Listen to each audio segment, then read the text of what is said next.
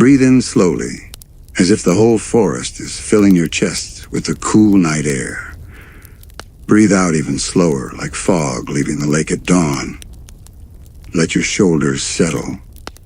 Let your jaw soften. Let your hands become warm and heavy. Close your eyes or let them half close, the way fireflies glow when they are tired. We will start from the top of your head and drift downward like a lantern sinking toward a porch step. Forehead, smooth as pond glass. Eyes, ease them, like curtains that know it is time to rest. Cheeks, loosen. Mouth, let it become a small, kind line.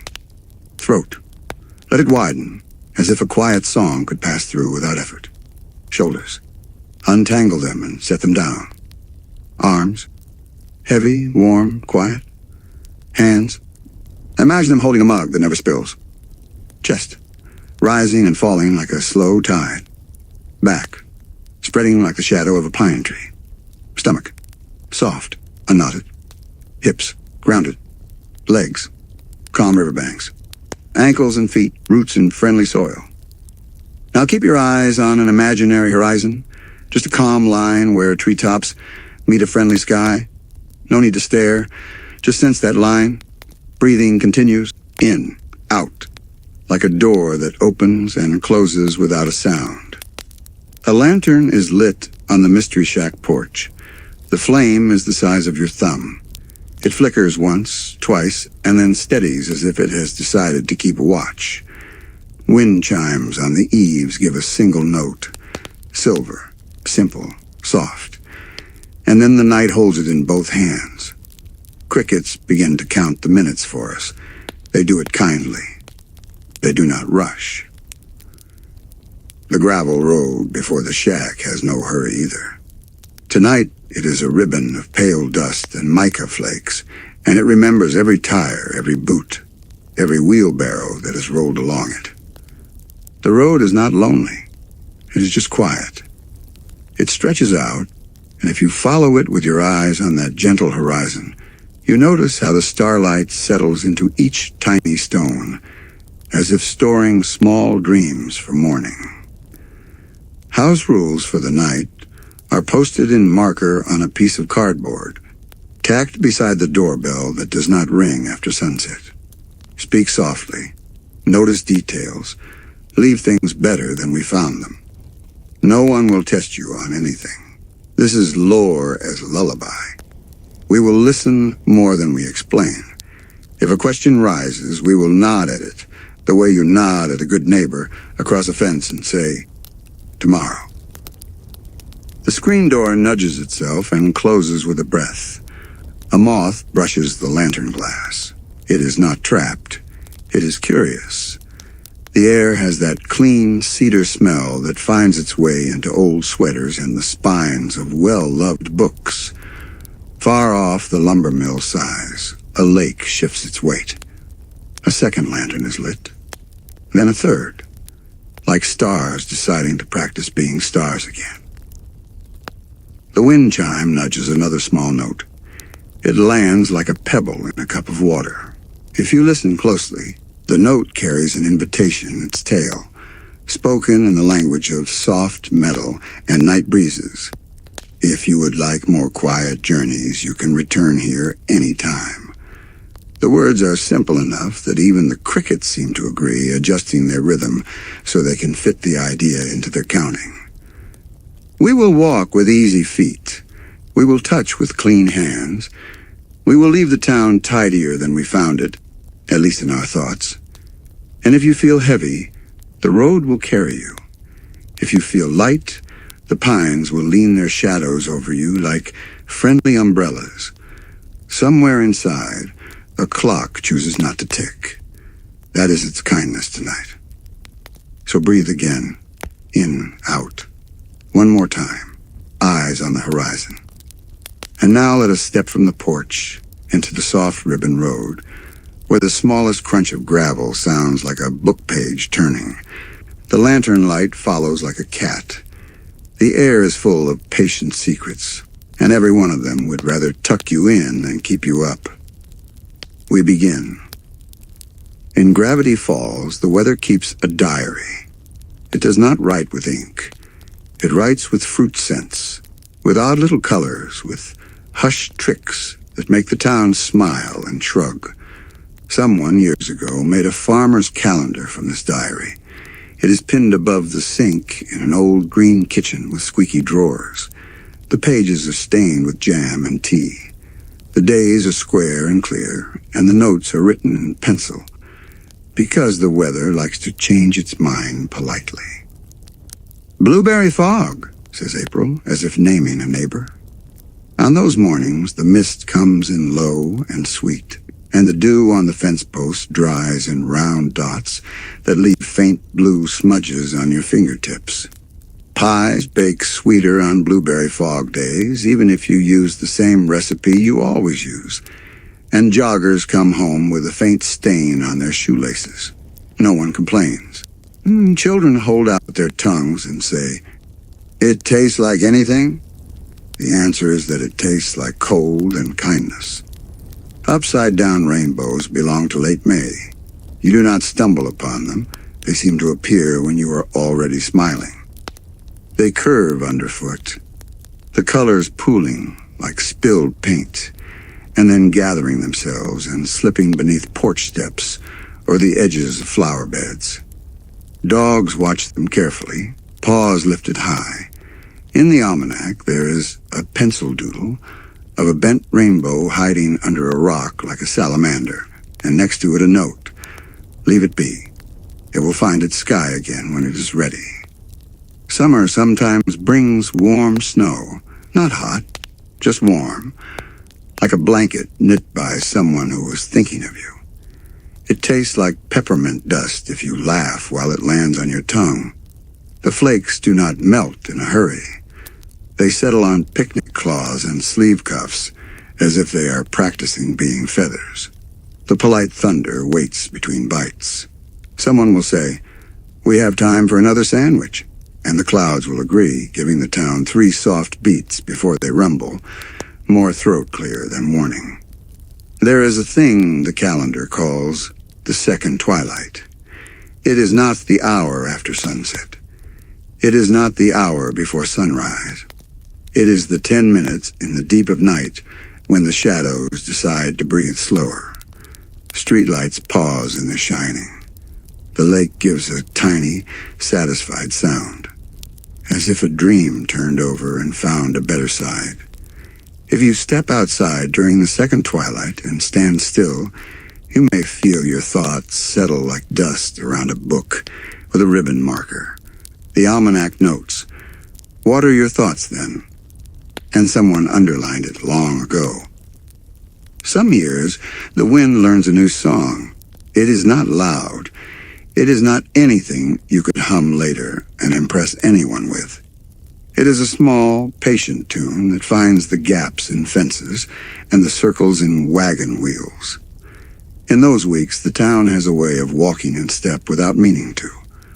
The baker sets out loaves at just the time a young couple passes, and they share a smile that could have happened yesterday or will happen tomorrow. Porch diaries kept by quiet hands describe the sound as a secret taught to the trees by a passing friend. The words are smudged by thumbs that were not trying to smudge anything, they were just reading slowly. Picnic storms are listed in late July and early August. They are punctual. You can see them gathering their ingredients on the far rim of the valley. Distant gray, a few sprigs of white, a dash of silver. They wait politely for sandwiches to be wrapped and for paper plates to be tucked into a bag. Then, as cousins stand and stretch and someone wipes mustard from a cheek, the rain comes on like a curtain, closing gently. No scolding, no tantrum, just a firm hand on the shoulder. If a lightning stitch appears, it mends the tear in the sky so quickly that the children clap without knowing why. Autumn is busy, but it does not hurry. Leaves decide to let go the way we decide to turn a page. There's a particular morning in September when the almanac calls for tea with a sweater and the good chair by the window. The sun is less orange, more honey. A breeze carries wood smoke and something like pencil shavings, as if 1,000 lists are being made at once, and every one of them says, "Be kind," near the top. If you listen, you can hear tiny ideas ticking as they cool on windowsills. Winter has fresh ink for its entries. Sometimes the snow is so quiet that you feel you should tip it. Sometimes the frost writes delicate messages on truck hoods, simple marks like you might leave for a friend so they know which path you took. One year, a light powder fell only on doormats. All at once, across the town, everyone opened their doors and saw a small, clean, white rectangle that looked exactly like a blank letter. No footprints, no smears, just a little invitation. Step in, wipe your feet. Begin again. The diary calls that week the Clean Threshold Week. No one pretended to understand it. Everyone felt better. The almanac has a page called Oddments at the back. There, under tiny hand-drawn arrows and stickers shaped like a crescent moon and a steaming cup, you find half-legends and weather that could not decide. The year the lake rained up for a minute, and no one minded their hair. The afternoon when every cloud in town lined up above the post office, as if waiting in line to buy stamps, then drifted away humming. The morning when people could see their names, faint and shimmering, written in the air before them as they walked to work. Not first names, not last names, just the feeling of their names, as though the day wanted to greet them properly. If you are tired tonight, you can borrow the almanac's pencil. You can add your own line to the day you are in. For example, night came softly. Crickets kept the minutes. A lantern did what it could, or dreams arrived in small boats and did not tip. If you forget to write it now, the page will remember you tried. The kitchen with the stained calendar has a drawer that sticks. Inside there are stamped letters, a recipe card for lemon cookies with more zest in capital letters, a single glove without a partner, and a folded map drawn by a hand that liked to linger on the curves of creek beds. When you slide the almanac into that drawer, it fits in as if it is going home. The drawer accepts it and breathes a wooden breath.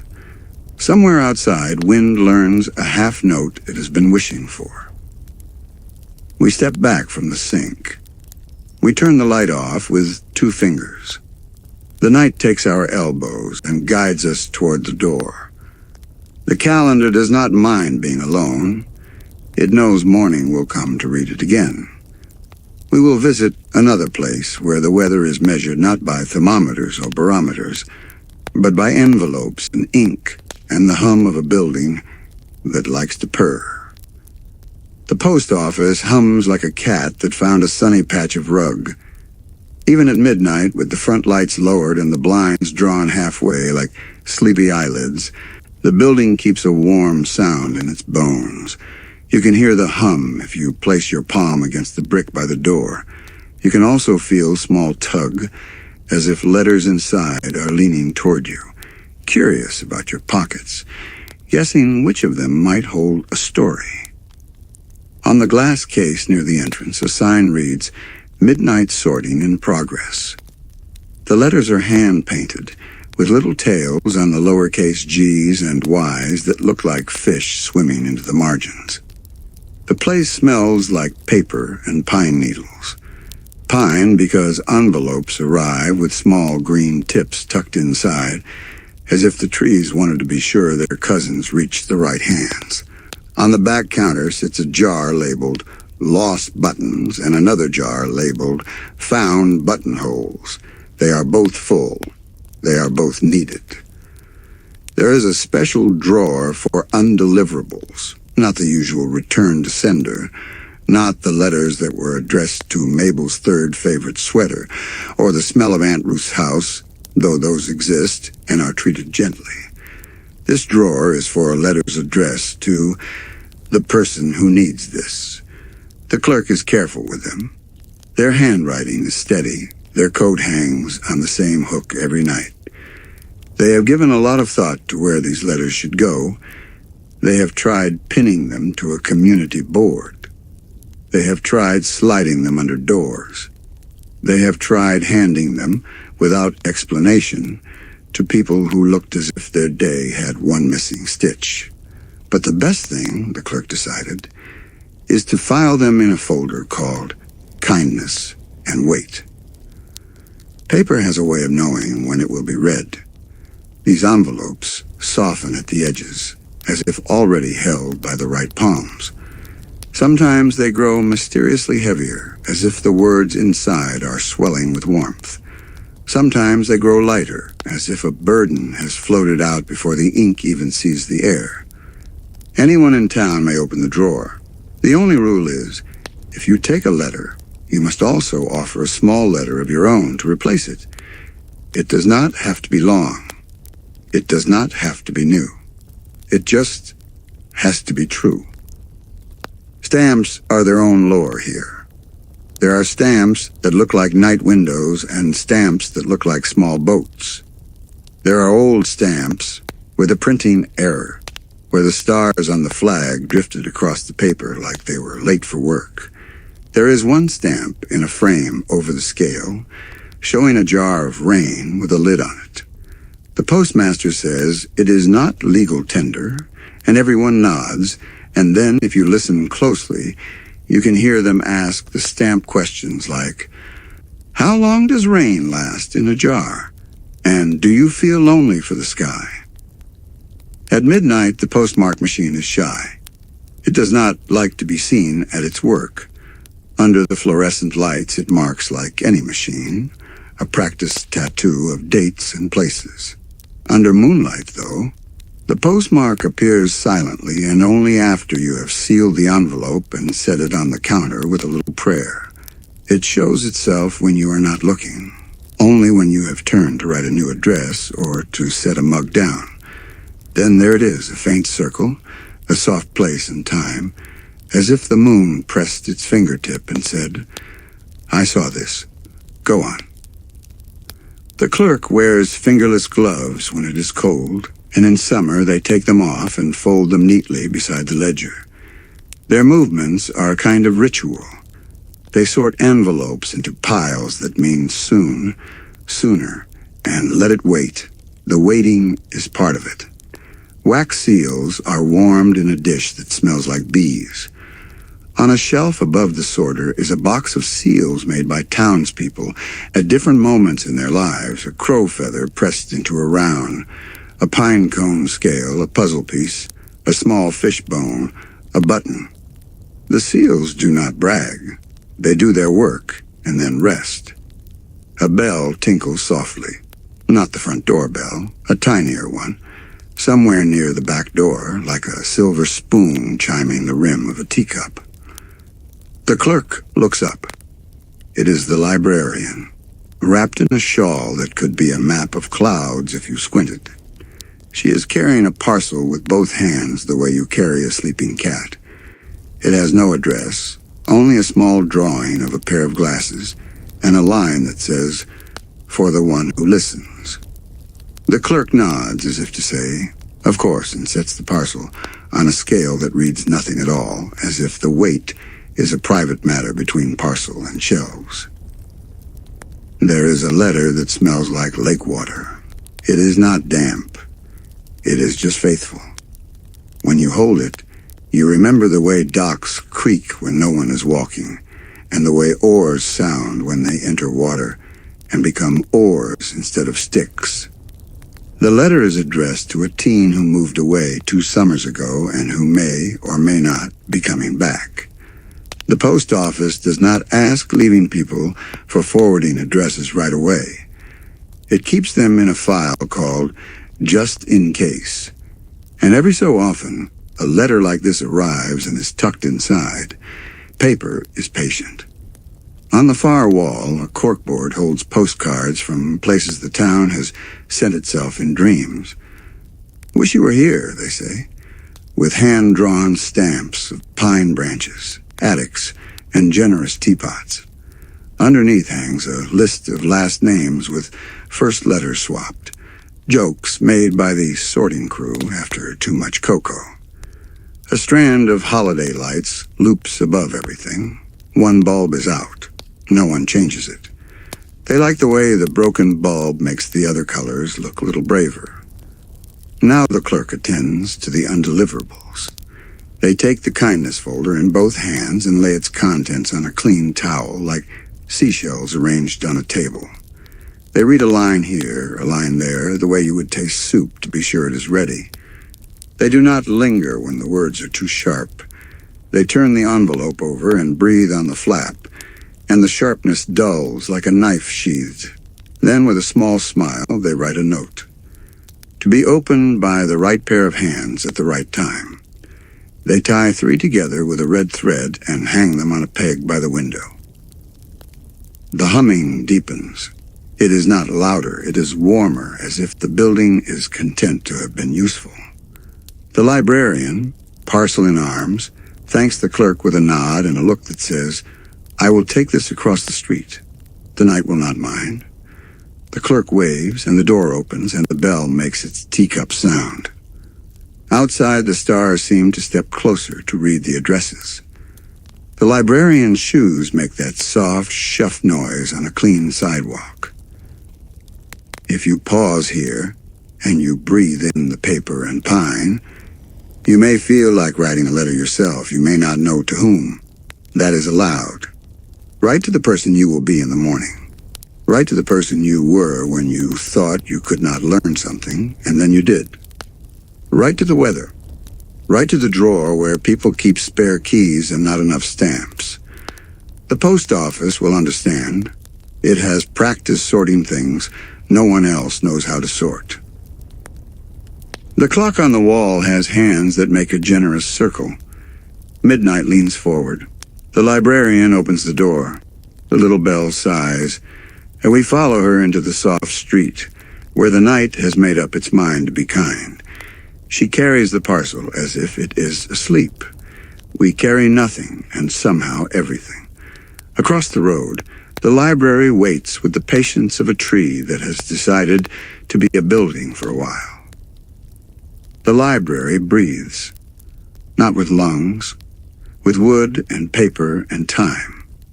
When the door opens, the air shifts in a way that feels like a sigh and a welcome. The front desk lamp has a shade the color of lake moss, and the brass pull on the cord is a small acorn. It clicks like a tiny bell when the librarian turns it on. The light is kind to corners. It does not startle anyone who is asleep in a chair. On cool nights, the card catalog drawers exhale cedar. It is not a smell you can chase. It is a smell you discover when you are not looking for anything in particular. The drawers are labeled in neat hand script: antlers, breads, clocks, dreams, echoes, and so on through the alphabet, which the library accepts but does not worship. A child once asked why echoes comes after dreams. The librarian said, "Because echoes have to wait their turn," and the child nodded as if they had known all along. Before the librarian touches any book, she puts on her gloves. This is not because the books are fragile. It is because the ritual helps the hands remember their manners. The gloves are pale gray and have thin lines across the palms that look like map rivers. She flexes her fingers once, twice, and the shelves seem to stand a little straighter, like an audience settling before a friend begins to play. Marginalia is its own language here. People have left tiny maps in the gutters of atlases, an arrow that says, "Look again," near a story's forgotten sentence, pressed leaves between poems where autumn needed to be remembered by spring. A child once glued a very small puzzle crumb on the inside back cover of a field guide and wrote, "You are almost done. Do not quit now." Years later, another child found it and said out loud, "Okay," even though no one had asked them anything. Books are like that. They speak across time without raising their voices. Some books rearrange themselves at night to sit next to new friends. A history of bridges might wake up beside a cookbook and decide that a braided loaf and a good truss are cousins. A volume about moths might nudge a book about sweaters and whisper, "We both know wool by heart."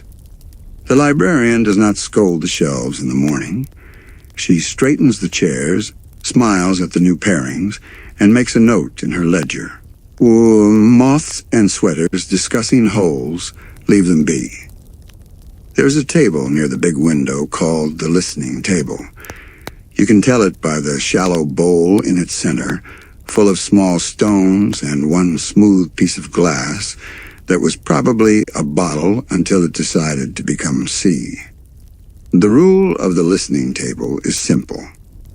Pages turn only when your heartbeat slows. If you sit with a fast heartbeat, because the world outside is large and full of tugs, the book in front of you will wait with grace. It will not punish you.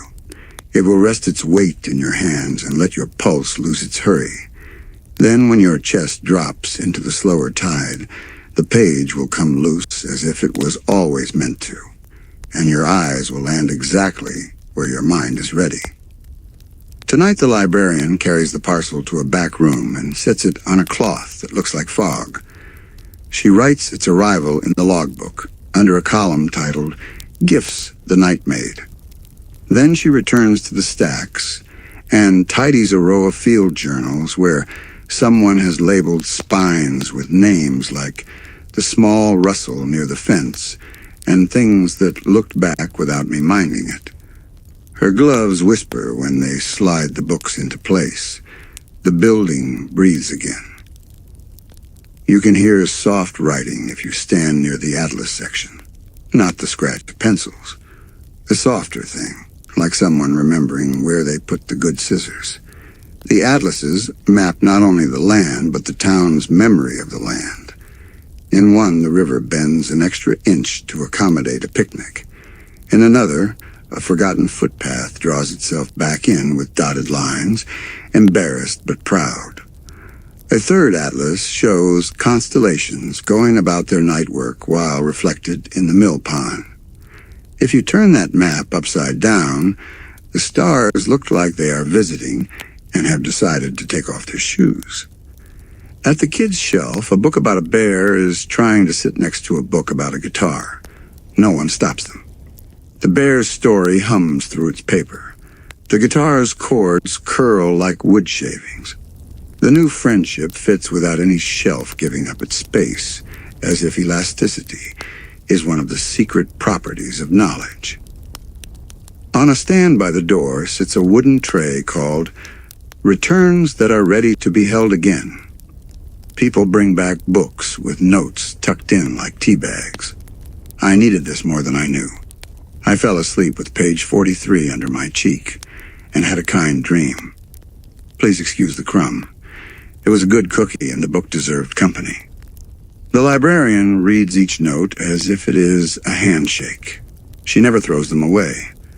They are filed in a folder named Weather inside.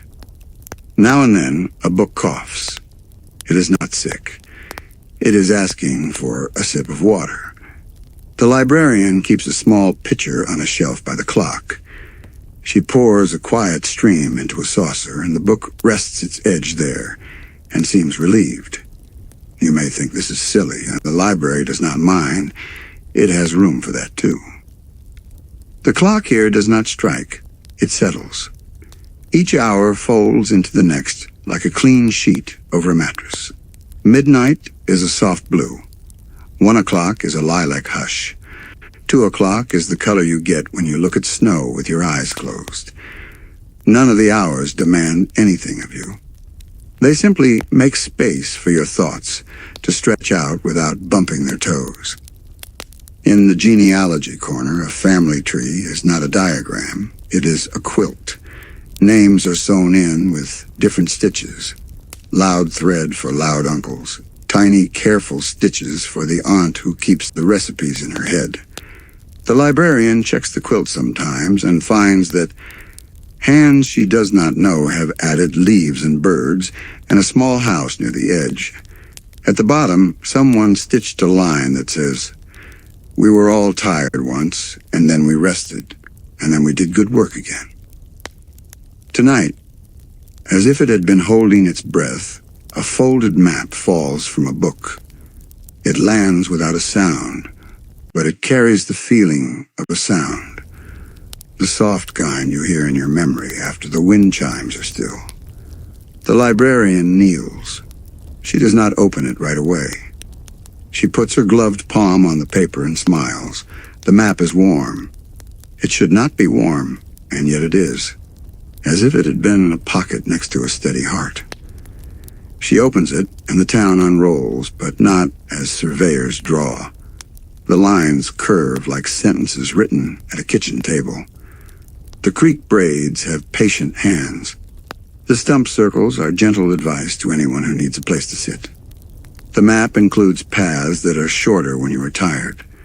They look the same as any other path, but there are faint marks along them like small chairs drawn in pencil.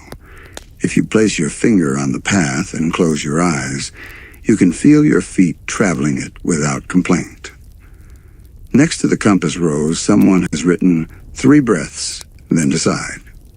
The letter of the handwriting matches the librarian's glove creases. Moss knows the way if asked nicely. There are footpath landmarks, named in a tone that makes you feel they have opinions worth hearing. The bent nail gate, the bottle tree that hums when you stand near it, the coyote weather vane that keeps its face to the right when the weather really means it. In the corner, a note says, "From the mill roof, the streets make constellations.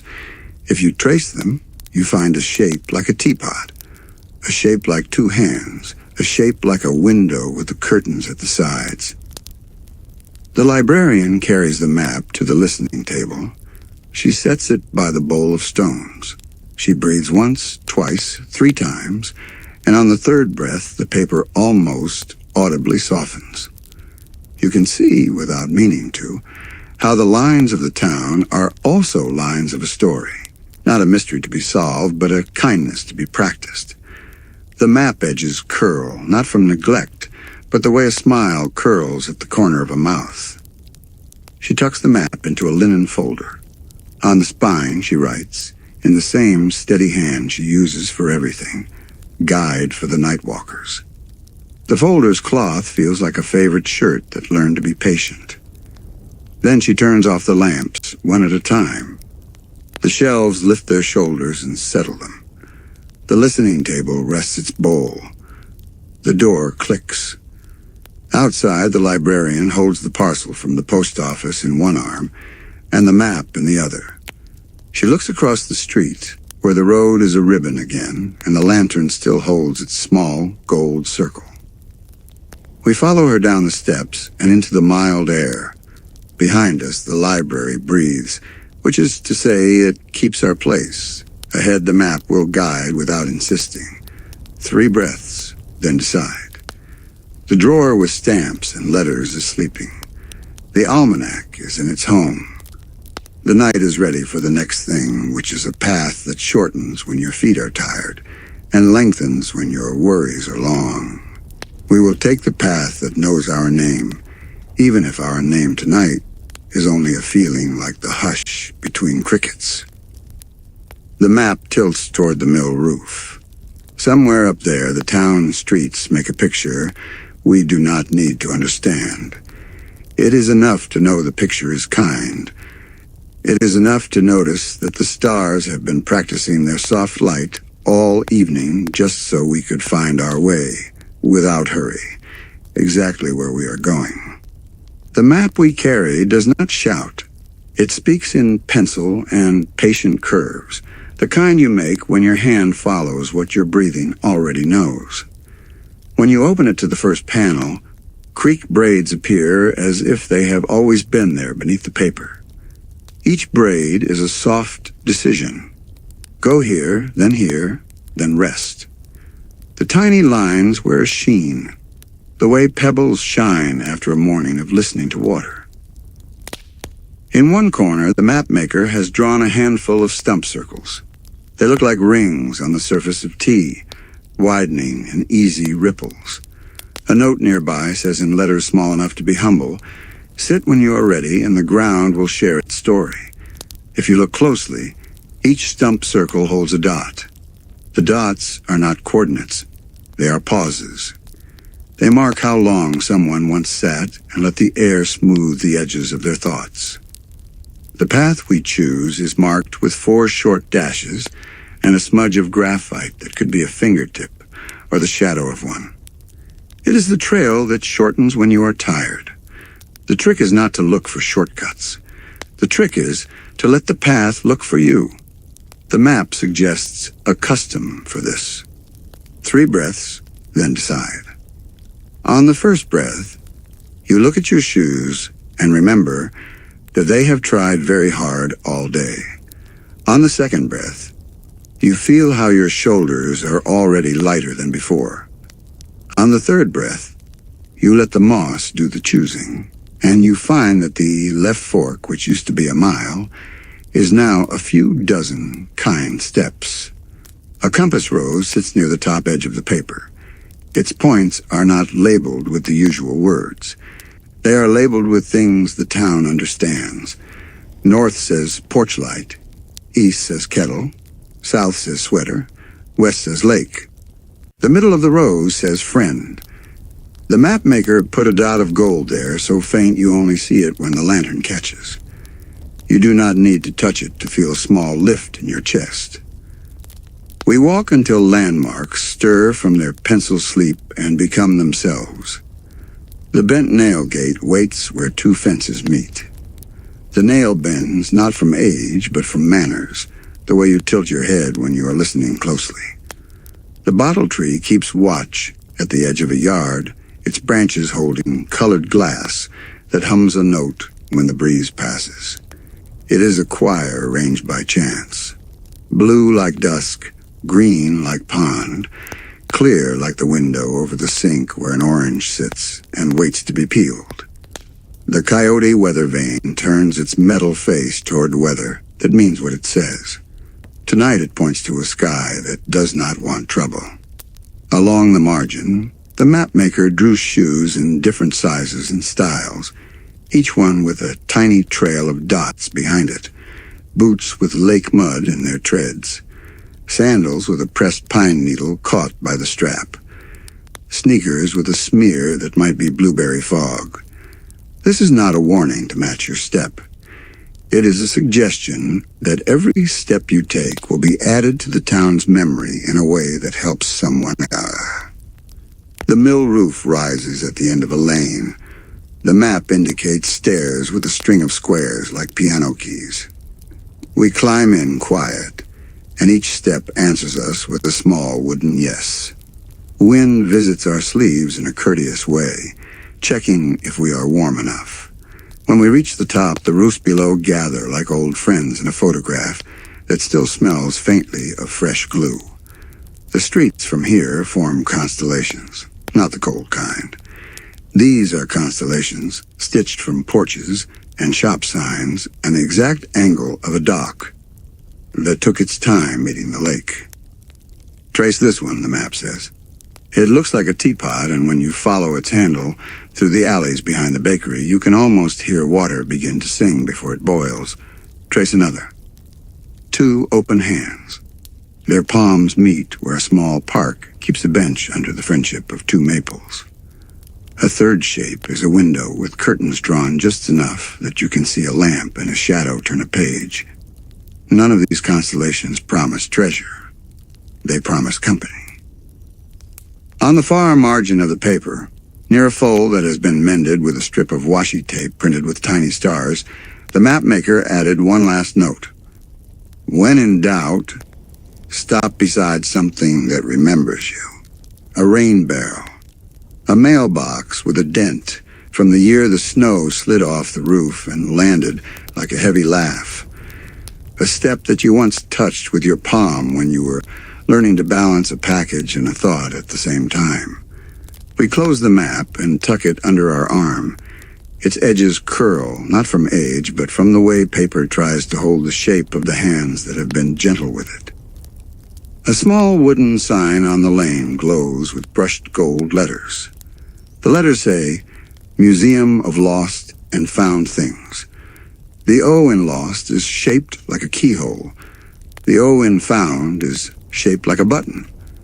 The door is open, the way a story is open, when you arrive at the exact sentence that has been waiting for you all week. We step from paths to glass and labels, from outside air to the soft breath of dust that has agreed to sit in place for the night. The museum is not large. It does not need to be. Its rooms are precise the way a good pocket is precise.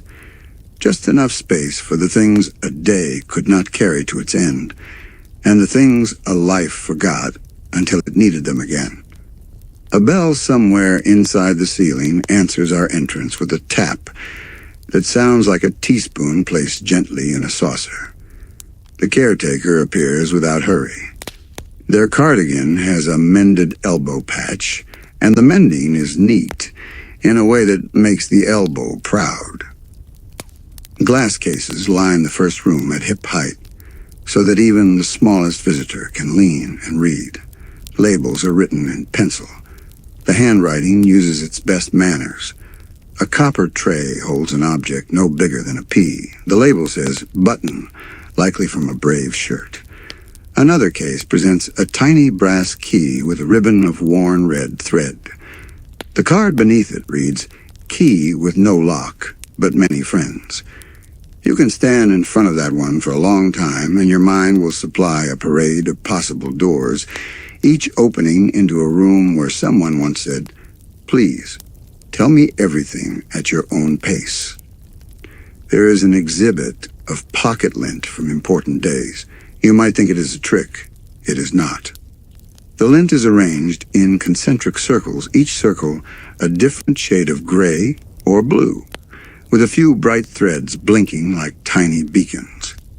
The caretaker explains softly that whenever the town celebrates or sits together to mourn or reaches a small goal, not worth a newspaper but very worth a cake, someone empties a pocket into a jar. The jar is labeled with the date and a word like picnic or a pilot light or first steps. Once a year, they sew the year's lint into a small cloud and hang it over the door so that everyone walks under the weather of their shared hours.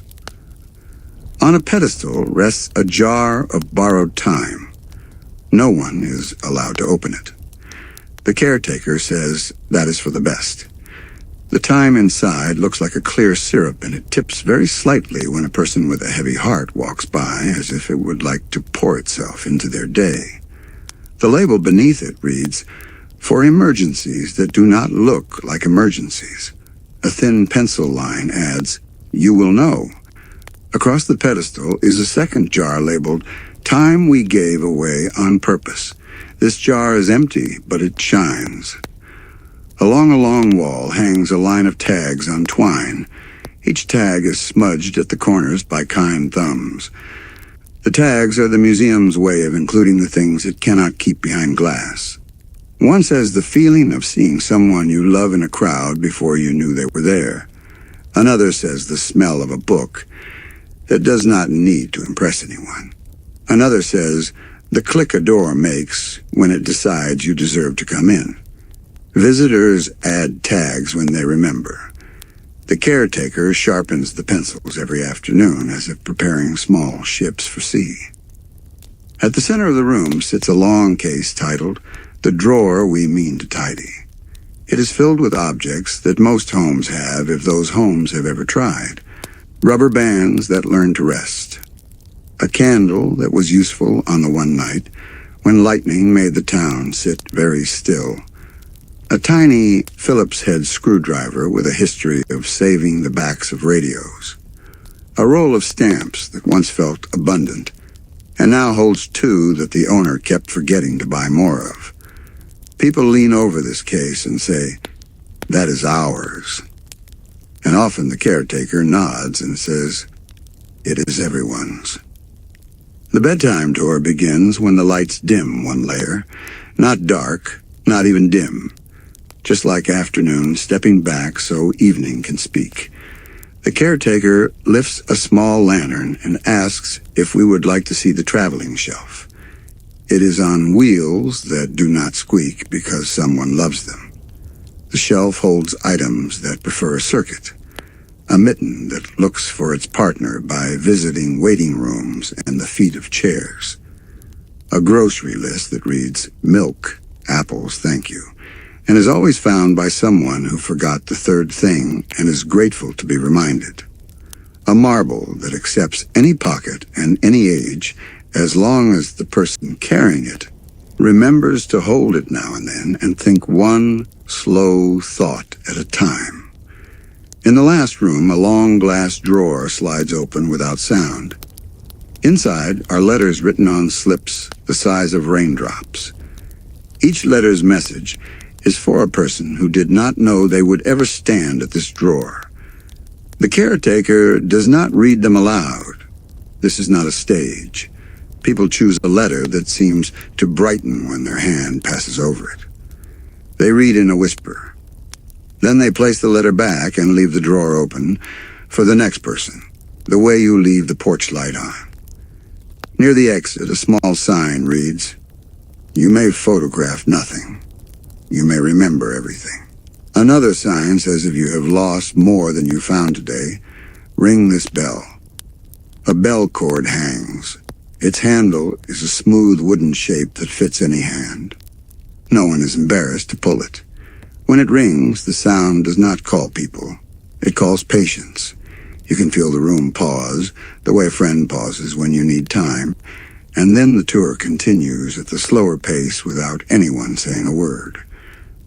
The caretaker walks us toward a side door that opens into a hallway lined with old posters for festivals and a framed napkin on which someone once wrote the recipe for the town's favorite hot cocoa. The napkin has splotches like continents. The door at the end breathes in a way that makes you think of cinnamon.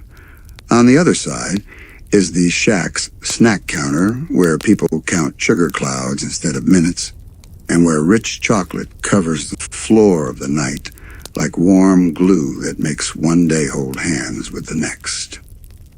The snack bar still wears its afternoon laughter, but it has changed into softer shoes. A string of bulbs leans across the ceiling, not bright, just enough to watch the cocoa steam write delicate cursive on the air. Chalkboards list items in a hand that wobbles with enthusiasm. There are doodles everywhere. Someone gave the donut a cape and a motto. Someone else added a tiny star to the I in milkshakes because they felt like that kind of day. The first rule here is written on a towel that hangs from a hook by the sink. More marshmallow solves 9 out of 10 problems. Someone has crossed out 9 and written 10, then crossed out 10 and written 9 again. No one can prove either number is true. The debate continues gently, fueled by whipped cream and a belief that kindness is a spice. Menu items wink at local myths without making anyone nervous. Gnome cones come in 3s. Each scoop leans against the others like cousins at a reunion. Multi-bear muffins have 6 berries instead of the usual handful, and somehow taste like a song you almost remember. Shapeshifter's swirl changes color as you eat, not to trick you, but to remind you that surprise can be friendly. The chalk line under that flavor reads in tiny letters, "Try a second spoon if the first one is shy." Behind the counter sits a copper pot that keeps cocoa warm. It is not the only pot in town, but it is the one the night trusts. The recipe tacked beside it has stains like perfect punctuation. It calls for vanilla and for patience and for stirring in a figure 8, so that the future and the past meet in the center of the pot and agree to behave. When the cocoa ladle is lifted, the pot says a small sound that might be gratitude and might be a lullaby. The ladle, in return, does not drip. There is a bulletin board for affirmations that change after closing. No one has ever seen them switch. People have found 2 sentences in the same spot on different mornings and just accepted that the town knows how to edit when everyone is asleep. Tonight the board says, "Your good work can be quiet." Underneath that, in pencil that smudges even when you are careful, It says your resting can be proud. By morning, one of those lines will have become a doodle of a sock with a cape. No one will mind. A corner booth looks out over a window that frames the arcade's glow. The glass holds reflections the way a lake holds stars. A small tip jar on the counter has a folded scrap taped to it that reads for future marshmallow, and next to it another jar reads for fixed pinball bumpers. Both jars have coins with good timing. People put money in without the sound of a clink, as if the coins are aware of bedtime.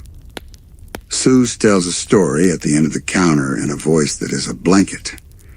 He explains how he learned the cocoa rule. Once, a long time ago, or possibly last Thursday, the mixer squeaked at the exact moment a kid frowned. Seuss added 2 marshmallows. The squeak stopped, and the kids smiled, and someone at the far table found the word they had been looking for all day.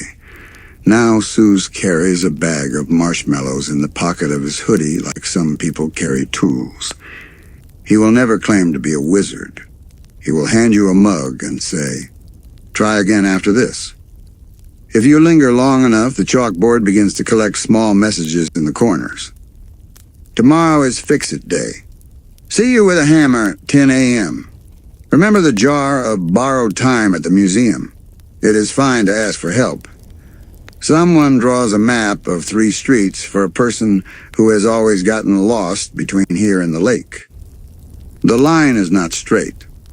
It curves on purpose to pass a porch where the wind chimes say the right thing. We warm our hands on our mugs and feel how the heat moves up the wrists and says hello to the elbows and makes the shoulders unclench. The last spoon scrapes the bottom of the mug with a sound that is like a cat walking across a piano. From the window, the arcade lights ask no questions. They simply offer blinking and a seat. A kid slips a quarter into a pocket and makes a promise to go home by dawn. The cocoa pot sighs as if it has been thanked. We leave a napkin with a small sketch of a bottle tree. Someone will find it tomorrow and add a bird. The door gives us back the shape of our hands for a second, like a stamp. Outside, the gravel road takes the sound of our steps and turns it down. The arcade door leans open, and the room inside blinks awake just enough.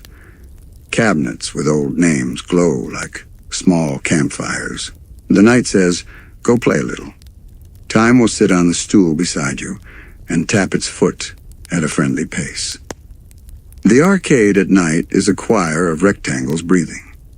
Each cabinet blinks with the patience of a lighthouse. The carpet is a quilt of constellations that never repeats the same sky twice. Tokens sleep in a cup by the change machine, and the machine itself seems to understand the difference between clatter and music. When a coin drops, it finds a way to sound like a friendly raindrop on a tin roof. Screens murmur in languages that can be read by anyone who has ever learned to wait for a green light and then walk. High scores are carved with kindness, not scratched, carved by a soft tool that leaves room for new names to nestle in. A small shelf holds a pencil and a notebook labeled Legendary Achievements and Witnessed Attempts. The entries are equal parts victory and almost. I almost made it to the 7th wave while wearing the squeaky shoes. I found the hidden door, but it was busy helping someone else. There is a rumor, told only when the soda fountain has decided to stop fizzing for the night, that one game sometimes invites players inside, not to fight, not to escape, to play hide and seek. The rules are simple. Promise to be home by dawn. Promise to wave to the person who holds the door when you leave.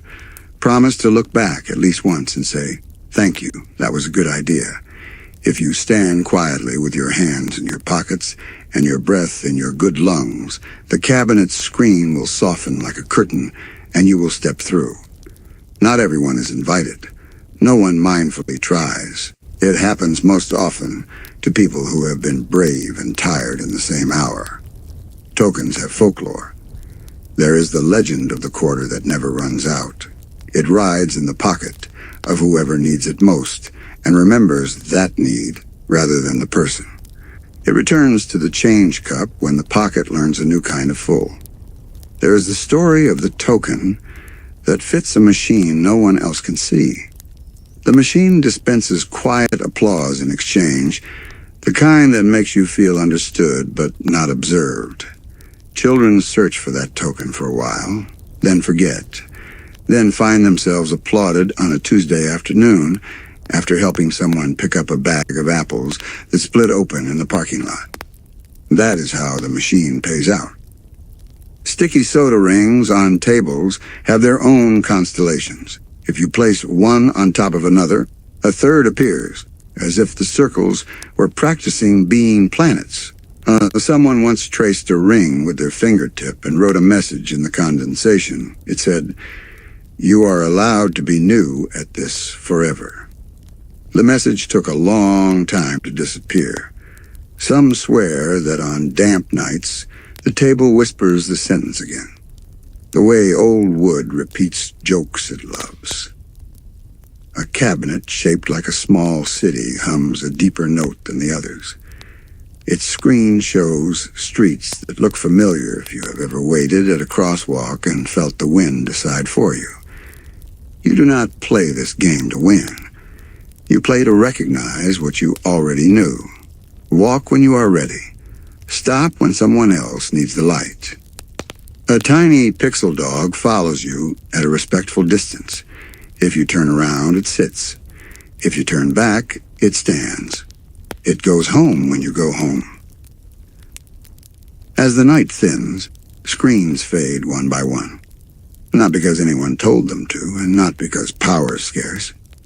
They fade the way fireflies agree that a conversation has reached the right quiet.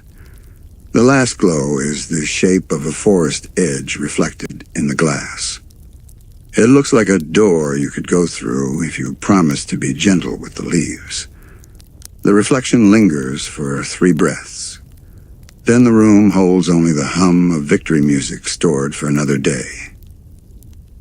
We step into the cooler air outside. The door gives back a soft whump as it closes, like a cushion returning to shape. In the glass, we see the trees again.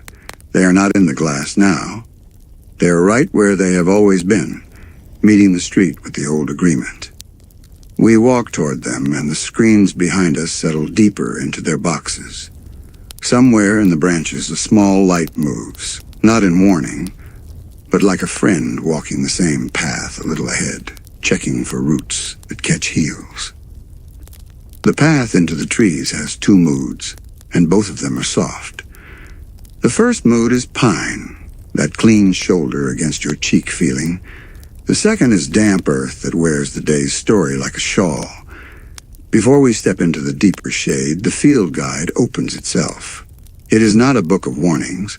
It is a book of introductions written by someone who believed that most lives prefer tea to trumpets. The first entry is for gnomes when they are not performing.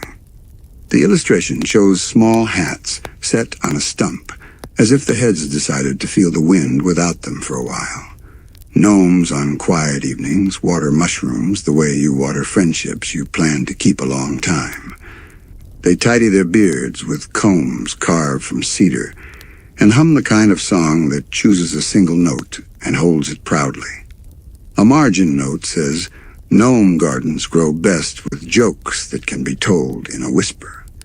If you pass and feel like laughing for no reason, it is probably a fence post that told one. Next is the multi-bears page. The picture takes up 2/3 of the sheet because there is a lot of bear to draw. He is not fierce here. He is choosing music. The field guide reproduces a list in a careful hand. Songs for evening that help you remember you liked today more than you thought during the middle of it. Songs for mornings that start unsure and then find the chair by the window.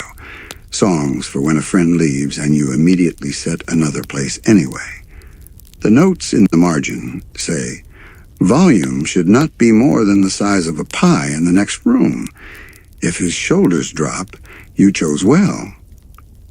Candy monsters are not at their best when sugared. The guide suggests watching them on a fast. At first, they turn in circles like dogs before sleep. Noses trying to smell something that is not there. Then they learn patience, which looks silly on paper but beautiful in person. They brew tea with a string so long it looks like a kite tail. They talk about favorite rappers the way poets talk about words that saved them. When a candy monster learns to say, "I will wait," the leaves applaud in the only way leaves know, which is to move. The deer with many glances stands in a clearing where 4 paths cross. She serves as the neighborhood crossing guard. Her ears are traffic cones that no one trips over. Her glances are not suspicious. They are invitations for you to notice yourself passing. The guide suggests you walk the last few steps on purpose, as if being filmed by someone who loves you. If you bow when you reach the center, the deer will nod. This is for you, not for her. She already understands. There is a shy shapeshifter who likes jigsaw puzzles. The guide does not draw them in any particular form. It draws the table. The table is always there, near a window, with a lamp that warms the surface just enough that pieces feel welcome. The shapeshifter returns to this table in many shapes. A red fox with a paw on a box top. A teenager with a ponytail and a borrowed sweater. A wind that makes the curtains lift as if they had a thought. The puzzles are not hard. They are images of familiar rooms and streets that look better the closer you get. The margin note says do not finish the last piece if you can help it. Leave it open so tomorrow has a place to land. The guide includes a section on shadows that belong to no particular creature. These shadows take naps on stacks of firewood and wake up when someone needs company. They do not scare, they lean, and you feel less alone. The instructions say, if a shadow asks a question, answer in a complete sentence. It does not need facts. It needs your voice shaped around kindness. On some nights, you may see small lights bouncing low to the ground like children playing a careful game. These are not will-o'-the-wisps. They are fireflies practicing their goodbyes. The field guide reminds us that some lights blink in pairs because they have promised to, and some blink alone because they are learning to like themselves even when they cannot find the rhythm of others. It is perfectly all right to tell them, "Good job," under your breath. A section near the back is titled Creatures. We only meet when we are ready. It is a short section because the rest of the book wants you to spend your time looking, not reading. There is a drawing of a large owl who wears the expression of a librarian who has stayed late and is glad of it. There is a drawing of a small thing that might be a rock, and might be a turtle, and might be the thought you had just before you forgot it. The note says, "Sit. It will come back if it needed to." The last page in our section is a farewell page. It is illustrated with a clear path that returns to the edge of the town without turning its back on the trees. Along the margin are the smallest sketches in the whole book. A mushroom with a bead of water like an eye that is not sad. A pine cone that looks like the idea of a handshake. A puddle that has learned a new sky and is trying it on politely. At the bottom, in a handwriting that looks like the way your favorite person says your name when you have been gone just a little too long, it says "Wave now." They like being waved to. We lift our hand and the shy shapeshifter, currently in the shape of nothing we can describe, waves back from the puzzle table. The guide closes itself. It smells faintly of cedar and cocoa and ink that is not trying to impress anyone. We step from the clearing toward the faint music of docks and lanterns and boards that know the weight of feet that have been careful. Behind us, the creatures of the quiet settle in their places, not because we have left, but because they know we will come again with the kind of looking that makes a town feel seen without being asked to pose. The living room is a raft. On nights like this, it floats in a slow current of lamplight, carrying the day toward easy shores. There is a couch that has practiced being a harbor. There is a wool blanket that remembers every nap it ever hosted and keeps a polite count. Somewhere a kettle finishes its small work and then keeps warm, because that is the kind of kettle it is. On the coffee table rests a photo album bound in canvas that used to be white and now is the color of warm bread. The corners are rounded by thumbs. The spine has been mended with a strip of tape that matches nothing and somehow suits everything. It smells like pencil shavings in a drawer with carefully folded maps. When the cover opens, the first photo is not a holiday or an adventure.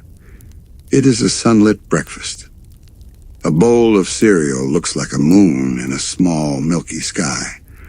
A plate holds toast with a bite missing in a perfect semicircle, as if someone had decided to become a sunrise.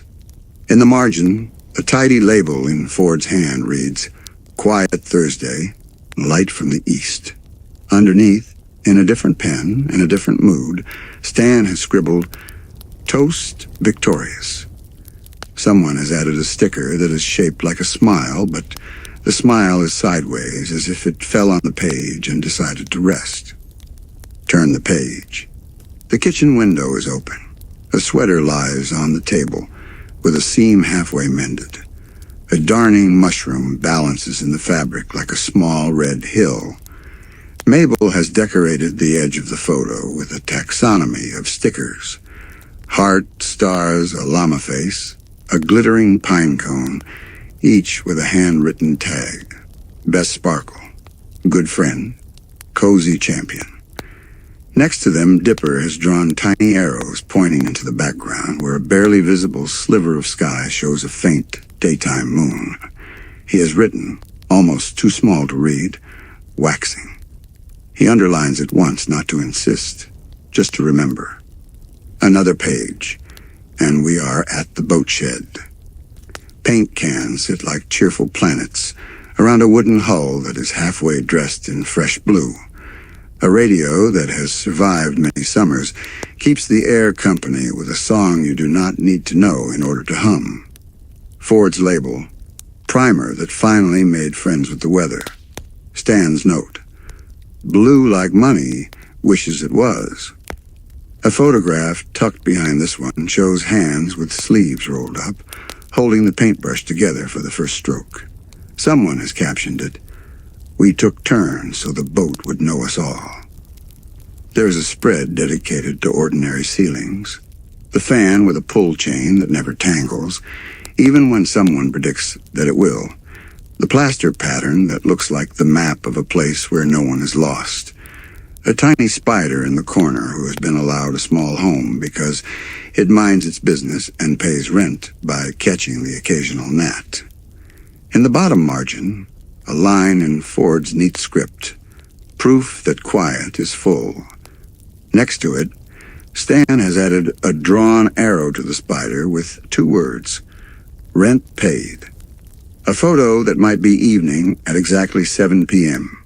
A board game pauses mid-strategy, pieces shyly waiting for their turn. A bowl of grapes sits at a tilt that suggests a hand has just left it to point at the rules.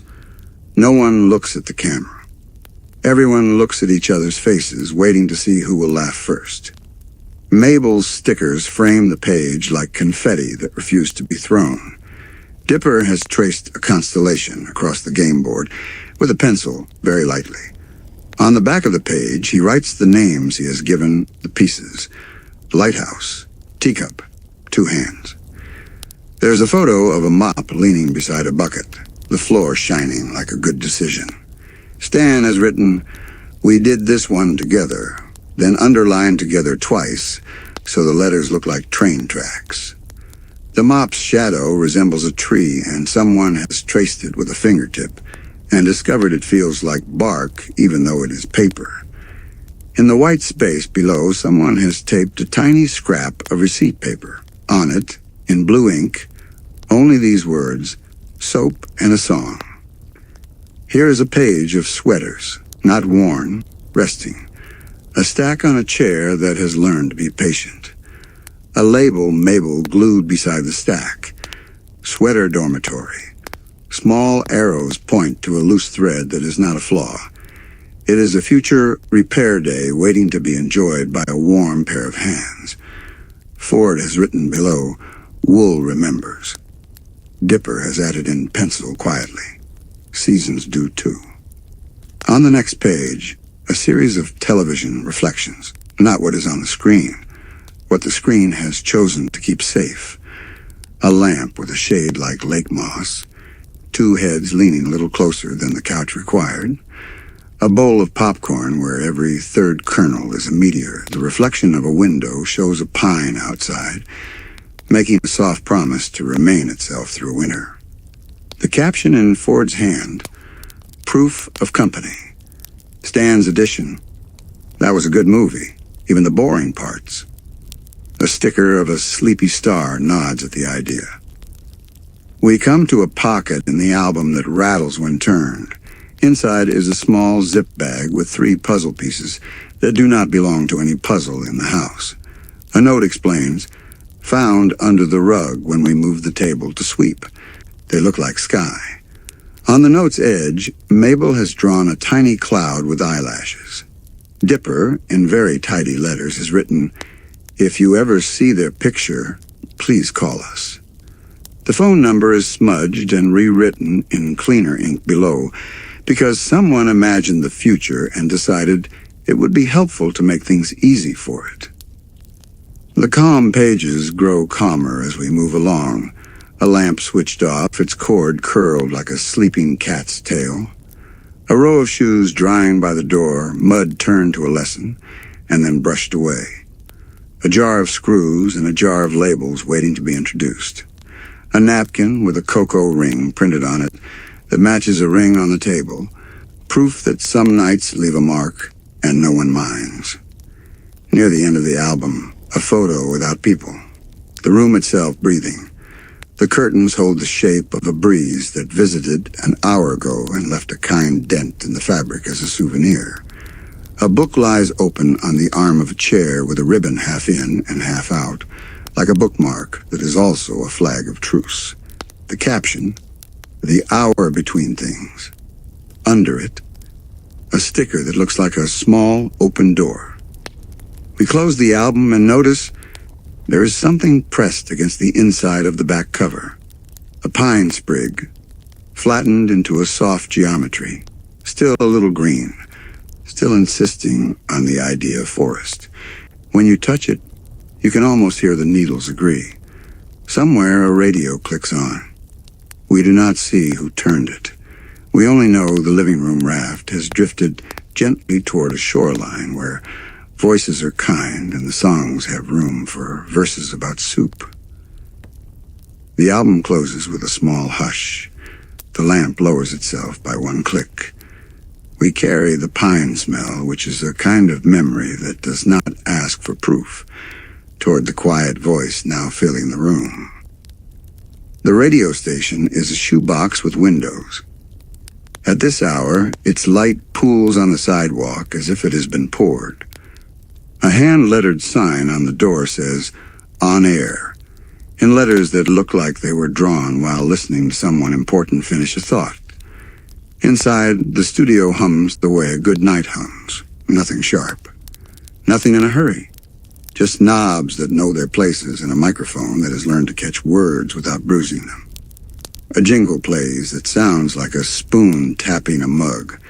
Then a soft voice comes through the speaker, the one that sits on the bookshelf between the atlas of star puddles and the cookbook that understands winter. Good evening, night shift listeners, the voice says, and you can hear the smile without needing to see it. This is community radio after dark, where the ads are short and the dedications long. The show begins with soup. A caller from the north end reads a recipe like poetry. Onion, courteous. Carrot, honest. Lentils, patient enough to handle salt last. The host says, stir until your shoulders drop, and writes stir until your shoulders drop on a note card that will later be pinned above the kettle as if it were a community ordinance. Another caller adds that a bay leaf can be a small ship, carrying worries across the pot to the far side where they dissolve politely. The host repeats the tip like a blessing. A song follows, not the kind that stands on a table, but the kind that sits on the couch and lets you lean. Between verses, the host tells us about a porch step that was fixed today, and how the person who did it tried the bell afterward just to hear gratitude ring through the house wood. The line lights up. A voice says, "That was me." And another says, "I was the one who almost tripped all last week." And both laugh a little. The way people do when a problem solved becomes a story instead of a stone. There is a number station on another frequency in the valley, or so they say, one that only the knitters can hear. Tonight the host leans in and counts. 3, 2, 2, 3, 5, 1. "Cast on," they whisper. And every person with a ball of yarn nods, fingers remembering long before the brain does. "Knit 2, purl 1, the host continues. And out in the town, without coordination or need for it, patchwork pieces begin to grow in many laps. They will meet next week and become a blanket whose only rule is that it must be long enough to nap under and wide enough to cover a story that takes 2 tries to tell. Call-ins gather like moths who have written a schedule on a lampshade. Found cat. Answers 2 pickles. Actually a dog, but he thinks he is a cat. He came home. Bread rose on the second attempt. The trick was to talk to it. New friend sat at the wrong table, and it turned out to be the right table on a different day. The host punctuates each with a small chord on a toy keyboard that lives beside the mic for this exact purpose. The chord is always the same and always new. Midway through the hour, the special guest arrives right on time in a way that makes time proud. It is a meteor who agreed to take calls strictly between its travels. No applause. Just a slight adjustment of the faders. "Welcome," says the host. There's a faint crackle, like a match thinking about fire. Then a voice that sounds like night air over water answers. "Thank you for having me." The meteor is polite and answers questions with a clarity that never leaves anyone feeling less than. "How fast are you?" asks a small voice on line 3. "Fast enough to learn and slow enough to wave," the meteor replies. "Do you burn up?" asks a man who stacks bread at the early shift. "I give myself to the sky in a way that looks like burning from far away," says the meteor. "But up close, it feels like writing a bright sentence I have been practicing for a long time." The host thanks the meteor for its honesty and invites it to share a dedication. It dedicates a streak of light to anyone walking home with their hands deep in pockets and their chin tucked. The kind of walk that means the day was long and they survived it with their kindness intact. After the meteor hangs up, a gentle static fills the air.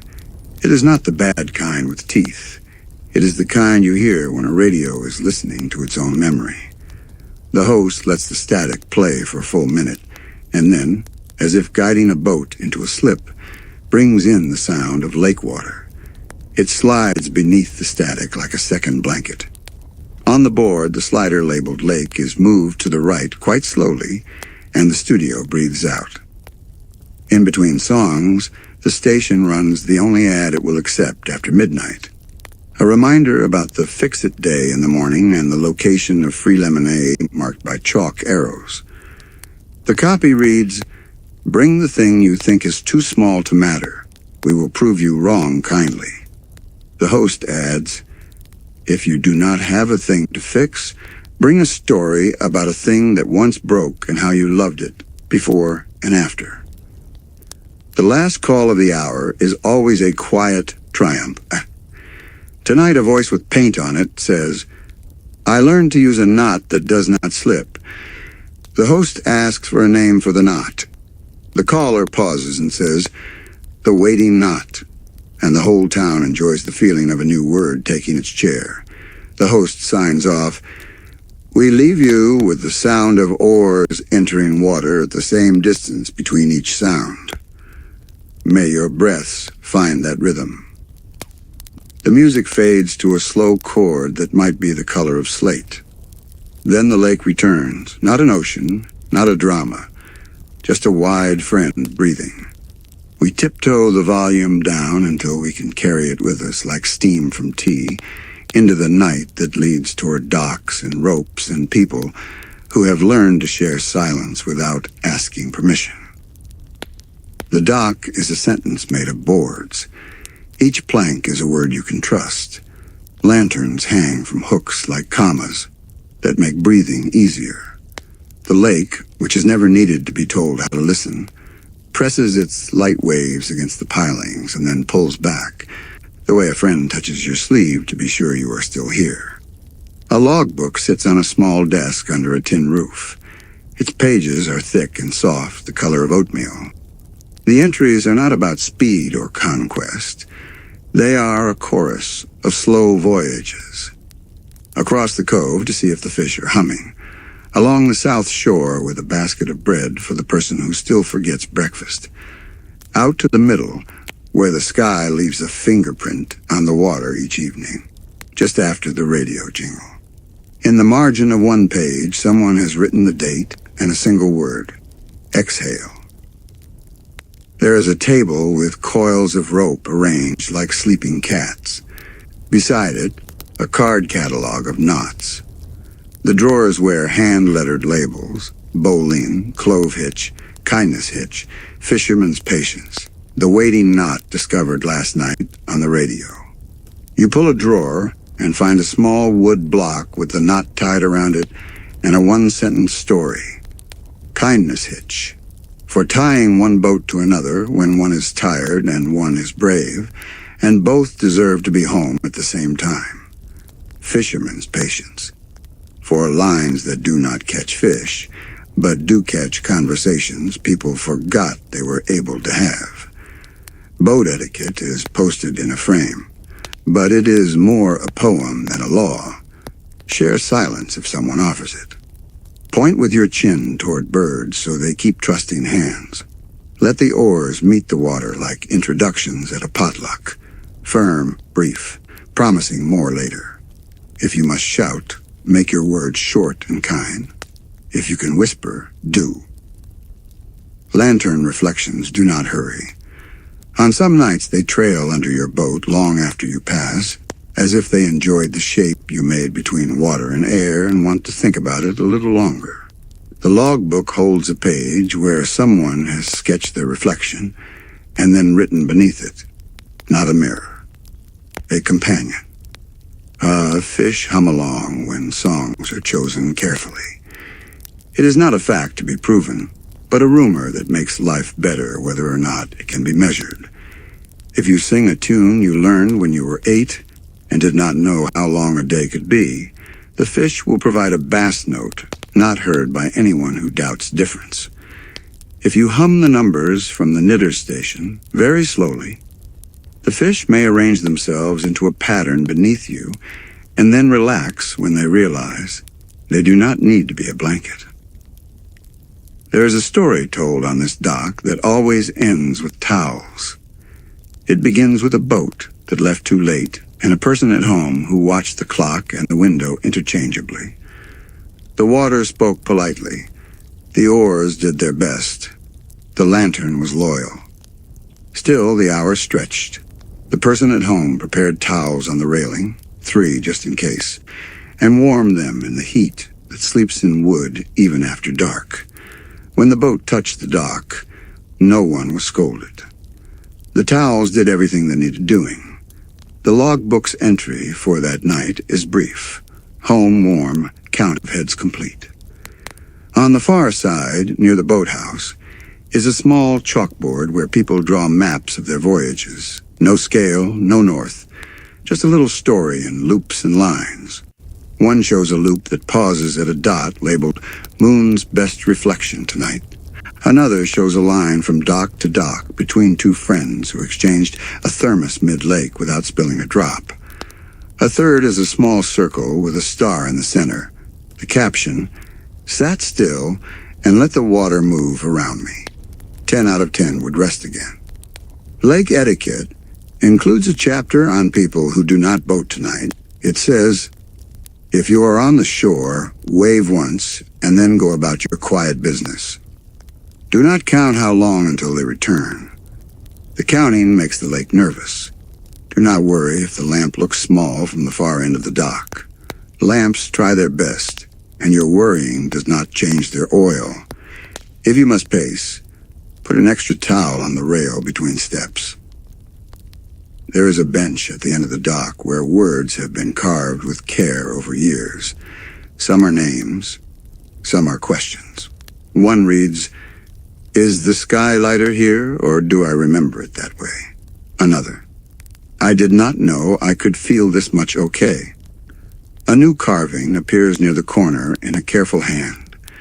The letters shallow but confident. "Thank you for waiting while I learned slow." When morning leans over the hills, the boats nod, the ropes unkink, and the oars remember the way back to their hooks. People write their last lines in the logbook with hands that smell like lake and cedar, and the glove of someone who tied their bowline without making you feel small for never learning it right before. The lanterns rest their glass, and the dock becomes a hallway for feet that have decided to return to town in its day. The oars point toward markets and mending. The lake offers one last small slap against wood, like a high five given by water.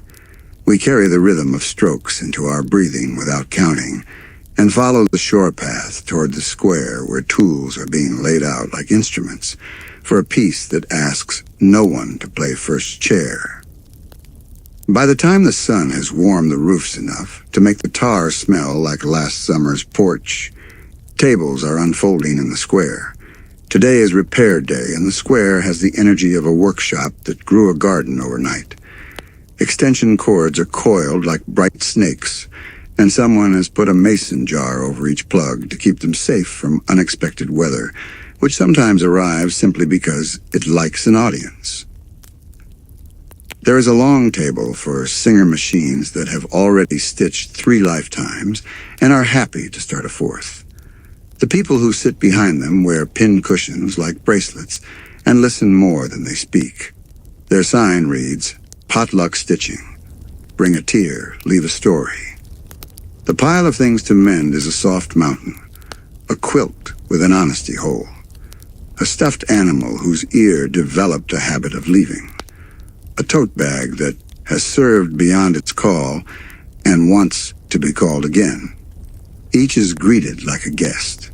Each is given a seat and something warm to hold while it waits. At another table, hammers are signed out like library books. A clipboard tracks borrowed tools with a column for thanks that is always filled in, and a column for when due that simply says, when you are ready. The tool library has its own myths. The screwdriver that has appeared in 6 family photos. The tape measure that never snaps back angrily. The level that refused to lie and saved a bookshelf from a future embarrassment. A chalk arrow points from the square down the block and around a corner. Then another arrow and another, a small parade of powder-white directions that lead to free lemonade. The pitcher sweats like it is working hard, and it is. It is holding the town's throat in a gentle hand. Ketchup bottles are refilled at a picnic table and returned to their families as if they went to college and learned something useful and came back to share it. There is a bell above the door of a shop that has brought its front inside out for the day. It does not ring for customers. It rings for gratitude. When a zipper runs again without catching, the bell rings. When a chair leg finds its purpose again under weight, the bell rings.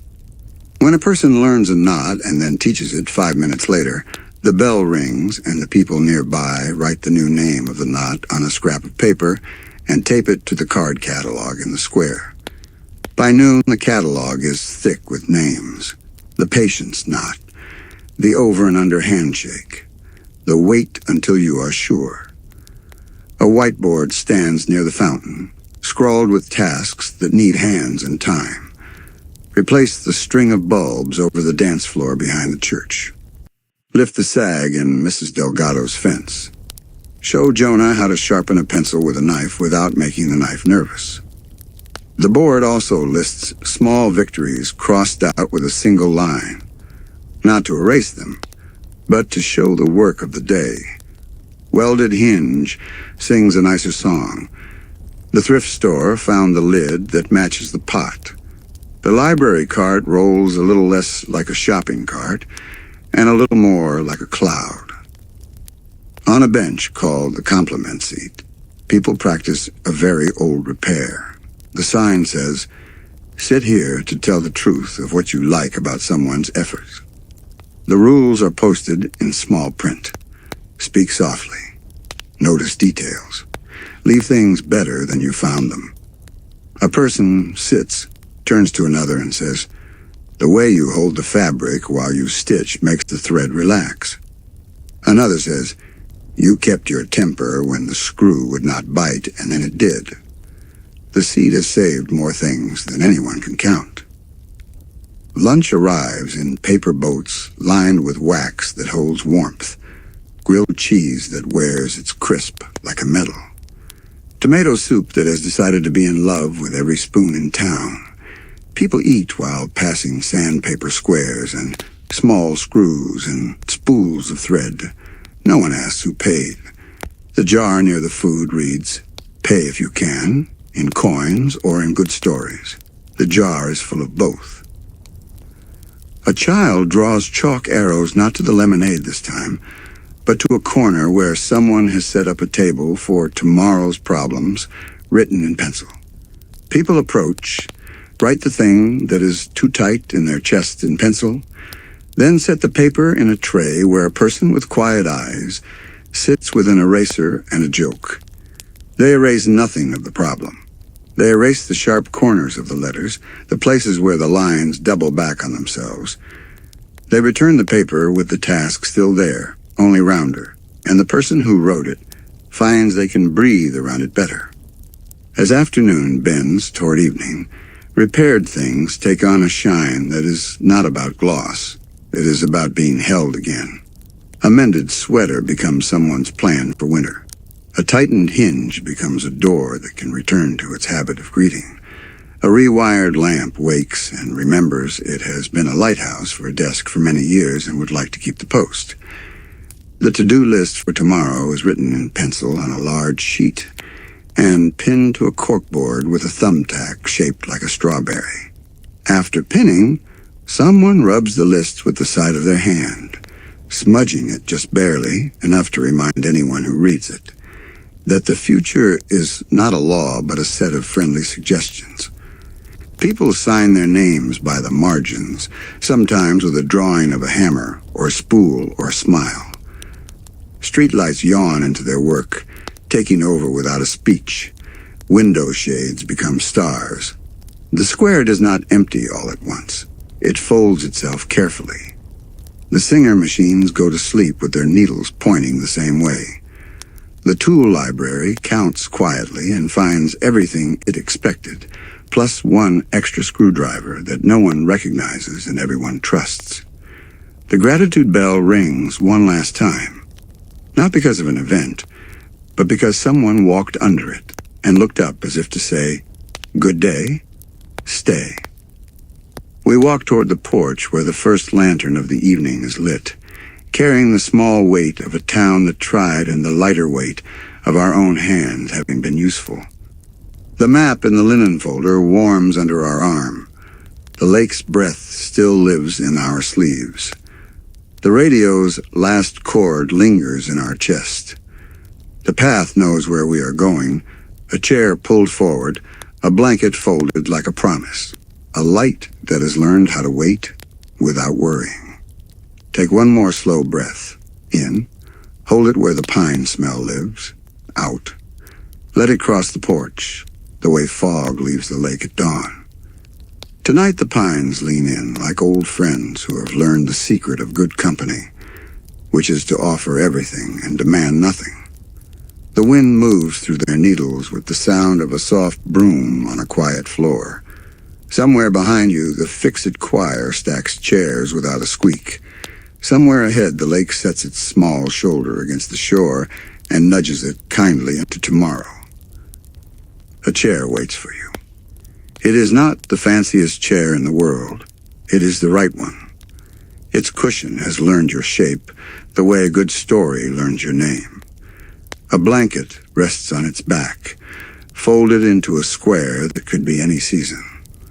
The mug on the table has cooled to the temperature that remembers warmth without asking for it.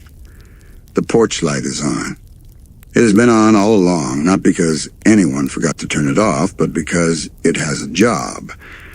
We did not solve everything. We did not try. We listened more than we explained. The almanac wrote blueberry fog and peppermint snow. The post office hummed like a cat and filed kindness by first name.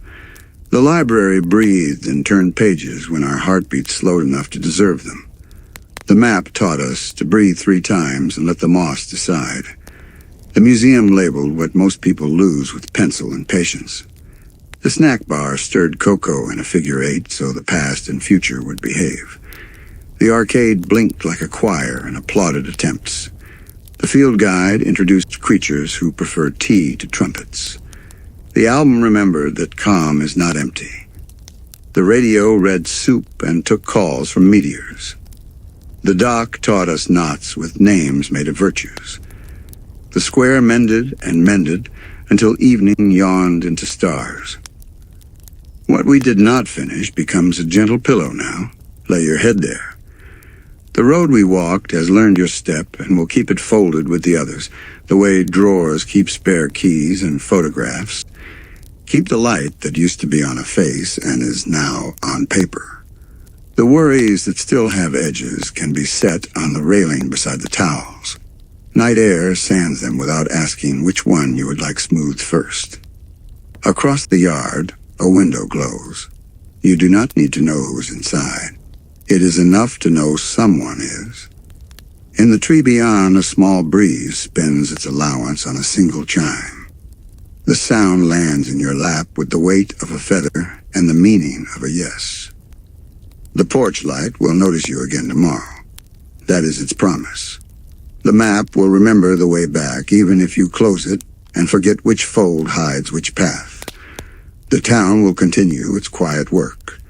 It will put away its tools. It will label its jars. It will save its buttons. It will keep a stamp with a jar of rain for questions only the moon can postmark. It will leave the compliment seat under the awning even if it drizzles, and someone will sit and say, "The way you rest gives me permission." Let your eyes find the horizon you imagined at the beginning. The same calm line where treetops meet a friendly sky. It is there whether your eyes are open or almost. Let your breath find the oar rhythm again. In, water, out, air. Quiet roars take you from this porch into the place where dreams notice that you are ready. If you would like more quiet journeys, you can return here any time. The lantern will make sure the porch knows to expect you. The road will soften its gravel. The pines will lean their shadows like umbrellas. The bell will try not to ring too loudly when you arrive. Someone will have left a note on the door that reads, "We set out a chair for you. The blanket is warm. The cocoa is patient.